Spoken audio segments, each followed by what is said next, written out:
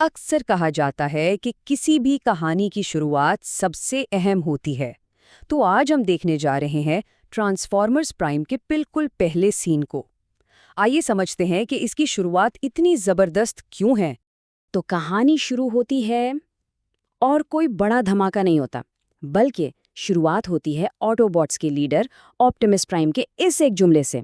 और यही एक लाइन, बस एक लाइन, पूरी कहानी का स्टेज सेट कर देती है। सारा टेंशन, सारा खतरा, सब कुछ वाज़ेह हो जाता है।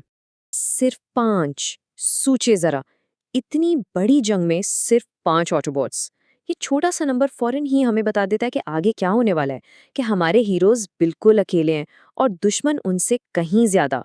यहाँ से ये एहसास हो जाता है कि ये उनकी बका की लड़ाई है और ये आसान बिल्कुल नहीं होने वाली। लेकिन सवाल ये है कि वो उस हालत तक पहुंचे कैसे। आखिर हुआ क्या था। तो कहानी हमें फौरन एक्शन में ले जाती है, ये दिखाने के लिए कि अकेले रहना कितना कितना खतरनाक हो सकता है। और यहाँ हमें इस दुनिया का सबसे पहला और सबसे अहम उसूल पता चलता है। यहाँ अकेले रहना मतलब मौत को दावत देना है। हम देखते हैं कि कैसे क्लिफ जंपर का कॉन्फिडेंस, उसका एतमाद फौरन ही खौफ में बदल जाता है जब उसे एहसास होता है कि अब बचने का कोई रास्ता नहीं। और डिसेप्टिकॉन्स वो कोई आम दुश्मन नहीं है। उन्हें एक ऐसी फोर्स के तौर पर दिखाया गया है जो बेतरतीब है, खतरनाक है। इनकी ताकत सिर्फ इनकी तादाद में नहीं है, बल्कि इनके अंदर जो पावर स्ट्रगल चल रही है ना, वो उन्हें और भी ज्यादा नाकाबिले पेशगोई बना देती है। पता ही नहीं चलता कि इनका अगला कदम क्या होगा। और फिर आता है स्टार स्क्रीम, डिसेप्टिकॉन्स का सेकंड इन कमांड। इसका ये डायलॉग, भूल जाओ उसे, मैं अपनी मर्जी का मालिक हूँ, कमाल का है। ये एक लाइन ना सिर्फ इसकी लीडरशिप की भूख दिखाती है, बल्कि डिसेप्टिकॉन्स के अंदर जो फूट पड़ी हुई है उसको भी सामने ले आती है। यानी ये सिर्फ आमने सामने की जंग नहीं, ये दुश्मन के कैंप के अंदर भी एक जंग है। और इस पहले मुकाबले का अंजाम क्या होता है? ऑटोबॉट्स की हार। क्लिफ जंपर का सिग्नल ऑफलाइन हो जाता है। ये सीन इस खतरे को पक्का कर देता है जिसका उन्हें सामना है। कहानी की शुरुआत ही एक बहुत उदास और संजीदा नोट पर होती है। तो इस नुकसान के बाद आइए अब ऑटोबोट बेस चलते हैं, देखते हैं कि बाकी के हीरोज इस बड़े झटके को कैसे बर्दाश्त करते हैं और उनका अगला कदम क्या होता है। हार के इस मौके पर भी ऑप्टिमस प्राइम जो कहता है वो उनके मिशन को वाजे कर देता है।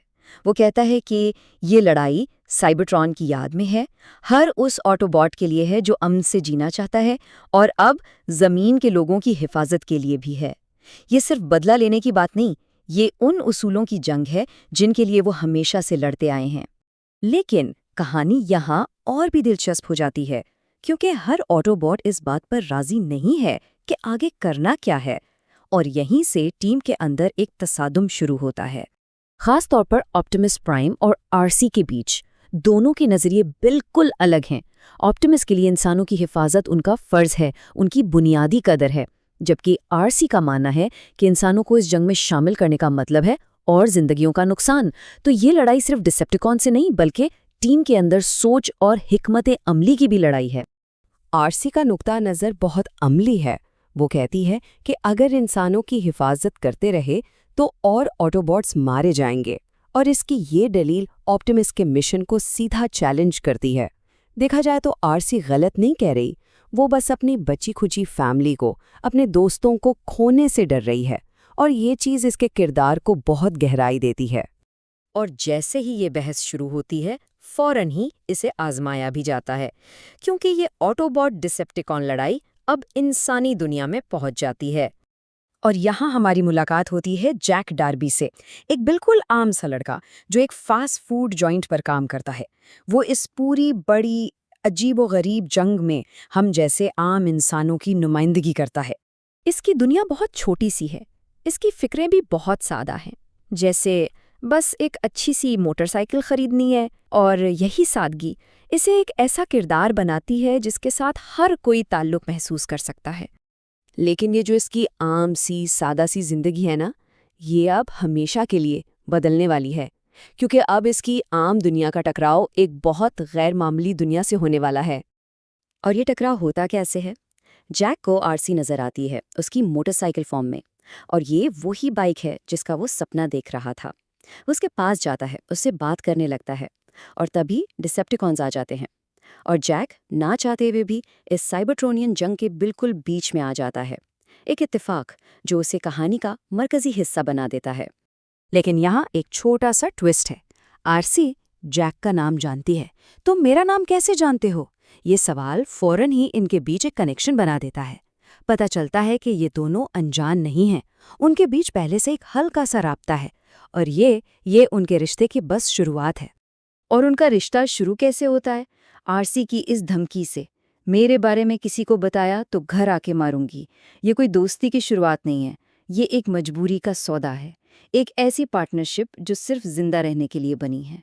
दोनों एक दूसरे पर भरोसा नहीं करते, लेकिन उन्हें एक दूसरे की ज़रूरत है। तो पहला हिस्सा हमें इस सवाल के साथ छोड़ जाता है, जब दो बिल्कुल अलग दुनियाएं, एक इंसानों की और एक साइबरट्रोनियंस की, आपस में टकराती हैं तो क्या होता है। ये सवाल ना सिर्फ इस पहले सीन को एक परफेक्ट अंजाम देता है, बल्कि पूरी सीरीज के लिए एक ज़मीन तैयार कर देता है और हमें सोचने पर मजबूर कर देता है कि अब आगे क्या होगा।